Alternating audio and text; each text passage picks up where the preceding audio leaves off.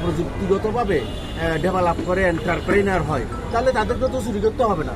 তারা আবিষ্কার করবে, তারা মানে মানুষকে চাকরি দিবে, আরও চাকরির পিছিয়ে তাদের ঘুরতে হবে না।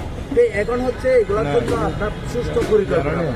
এই পরিকল্পনা বাংলাদেশ জামাত ইসলামী ছাড়া অন্য কেউ দিতে পারবে না। কারণ হচ্ছে কি, বাংলাদেশ জামাত ইসলামী তার একটা কর্ম পরিষদ, তার একটা সুরা, মজলিসে সুরা থাকে। মজলিসে সুরায় মানব কল্যাণ কিভাবে করা যাবে, মানুষের এখন সমস্যা কি, এটাকে কিভাবে সমাধান করা যাবে, সেটা সেখানে আলোচনা হয়। এবং এবারে আমাদের অভিভাবক পরিষদ আছে, তাহলে সেখানে আমাদের জবাবদিহিতা করতে হয়। এবং আমরা যে বাংলাদেশ জামাত ইসলামী, আমরা মনে করি যে আমাদের উপরে আরেকজন মনিটর আছে, আল্লাহর বলা, এবং আল্লাহ ওয়াইনা আলাইকুম লাহাফিজুন কারামান কাতিবিন ইয়ালামুনা মা তাফআলুন, যে তোমাদের প্রতি সম্মানিত লেখক নিযুক্ত রয়েছে, তারা আমাদের আমলনামা রেকর্ড করতেছে এবং এগুলাকে আমাদের দিন আমাদেরকে পেশ করা হবে।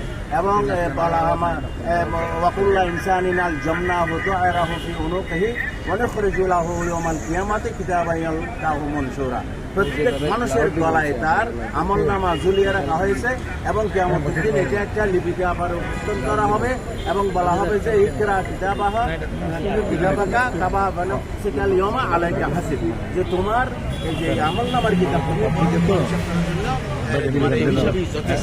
তাহলে আল্লাহর ভয়ে, এই যে মনে করেন রোজা রাখলে সেহরি থেকে ইফতারি পর্যন্ত আমরা আল্লাহর ভয়ে হালাল কিছু খাই না, ঠিক তেমনি আমাদের প্রতি দায়িত্ব আসে, আমানতদারি আসে, আল্লাহর ভয়ে আমরা একটা পয়সা দিয়ে কিন্তু খাইতে পারবো না, যেহেতু আল্লাহ মানে মনিটরিংয়ে আছে, ফেরেশতারা নিযুক্ত আছে, লিখিত হবে।